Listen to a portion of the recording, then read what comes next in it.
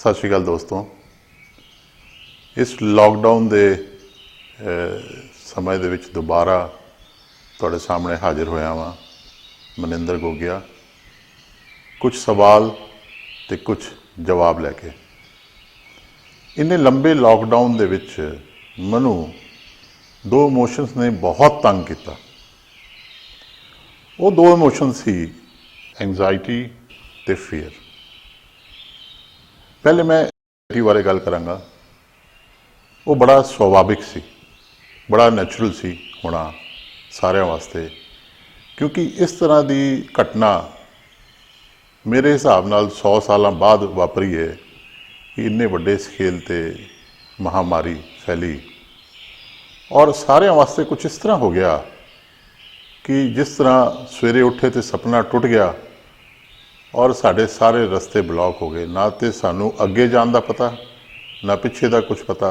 साड़ी सारी प्लैनिंग, साड़ी सारी thinking fail हो गई और उन्हें सानू सब नू बहुत ही एंशियस सिचुएशन पा दिता। हर बंदे दे मन दे विच जो चल रहा सी, कल की होएगा, बच्चों का की होएगा, पढ़ाई का की होएगा, व्यापार का की होएगा, संसार का की होएगा, ये सारे सवाल बहुत सारे खड़े हो गए। पिछले कुछ दिन पहले मैं अपनी मदर के नाल बैठा सी ते मेरी मदर जपजी साहब का पाठ कर रही सी। उस पाठ में एक तुक आया, सोचे सोच ना होवे जे सोचे लखवार। और दोस्तों ये जी तुक मैनू लाइटनिंग स्ट्राइक की तरह मेरे दिमाग में वजी जाके मैनू इमीडिएटली समझ आया कि बाबा नानक अज तो 500 साल पहले ये गल करके गया तो असी अज तक ये गल समझी नहीं। और मैनू ये लग्या कि ये गल सानू समझनी बहुत जरूरी है कि सोचण नाल कुछ नहीं होना, जिन्नी मर्जी सोच कर लो, जो होना है उही होना हैगा। और अगे बाबा नानक कहते ने लख सियाणपा होए एक ना चले नाल। ये भी बिल्कुल सत्य साबित होया कि कुछ भी नाल ना चलिया, कुछ सियाणप, कुछ भी काम नहीं आया, चाहे वो राजा सी या रंग सी। राजे भी देखे इस दौरान रोंदे हुए। तो ये चीज़ जो मैनू समझ आई कि साढ़े सोचन और करन ना कुछ नहीं होना, जो होना है और उहदी रज़ा नू एक्सैप्ट करने विच ही भलाई है।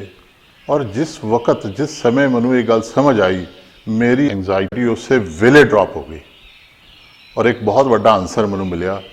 और मैं समझदा हूँ कोई होर भी अगर ये आंसर लैके समझना चाहता है तो ही और she can deal with anxiety in a better वे।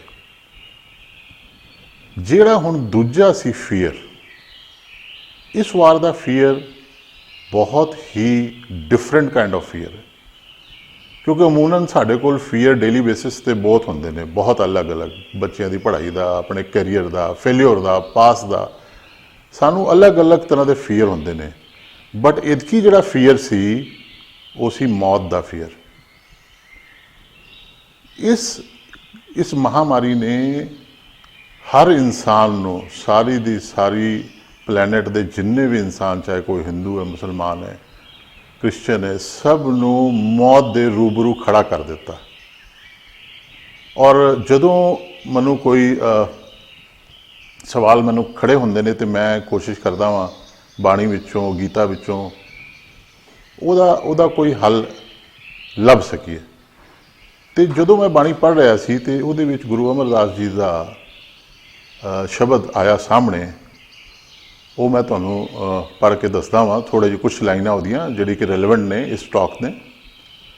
क्या जाने क्यों मरेंगे, कैसा मरना होए, मरने ते जगत डरे। मरने, सारी दुनिया मरने तो डरदी है। गुर प्रसादी जीवत मरे, हुक्मे बूझे सोए। ਇਹਦੇ ਵਿੱਚ सारा का सारा अर्थ सामने आ गया, सारी चीज़ समझ आ गई। अमरदास जी ये कहते पे ने, गुरु अमरदास जी, कि ये किसी को नहीं पता कि किमें मरना है। हुण तुसीं इस महामारी दौरान भी देखिया होना, बहुत वड्डी वड्डी हस्तियां ने जिन्होंने बीमारी हुई तो उन्होंने खास बंदे जो 24 घंटे उन्होंने नाल लैंदे ने, उन्होंने कुछ नहीं होया। तो इस करके ये बड़ा कहना मुश्किल है कि किदा नंबर लगा या किदा टाइम आया है। तो असी अगर वो डर क्रिएट करके बैठते हाँ तो असी एक्चुअली अपनी इम्यूनिटी वीक कर लें, क्योंकि डर जिहड़ा है साडी इम्यूनिटी नूं वीक कर दिंदा है।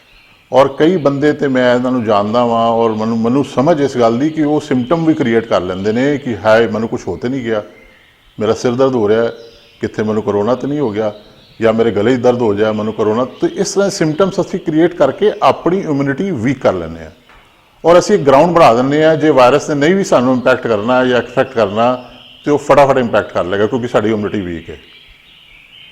तो इस करके जिहड़ी चीज़ मैनू समझ आई, मैनू ये समझ आई कि डर के जीना का कोई अर्थ नहीं है। और साडा जीवन बेसिकली देखा जाए तो दो चीज़ों तो ही बेस्ड है कि असी कुछ ऐसा करिए, डर सानू कि असी नरक ना जाइए, तो लालच कि ऐसा कुछ करिए कि असी स्वर्ग जाइए। और जिहड़ा लालच है वो भी डर के बेस ते ही हैगा।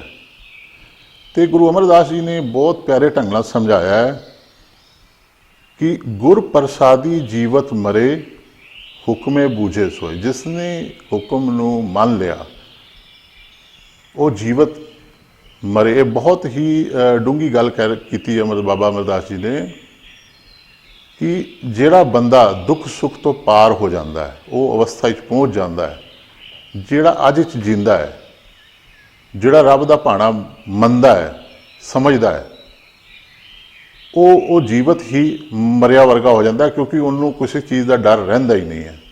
जदों तुसीं डर नूं जित लैंदे हो तो तुसीं ब्रह्म ज्ञानी हो जाते हो। तो ये अचीवमेंट कोई सौखी नहीं है, बट इस मौके पर ये सवाल खड़े हो गए और मैनू लग्या कि ये तरीका एक ऐसा है कि जिस तरह असी अपनी डर नूं जित सकते हैं। और डर नूं जितन वास्ते सब तो वधिया उपाय है कि असी अज च जीए, हसीए, खेड़िए, नचीए, टपीए, कुछ क्रिएटिव काम करिए। असी अपने अज विच ही जीए तो कल की चिंता ना करिए। सत श्री अकाल जी, थैंक यू।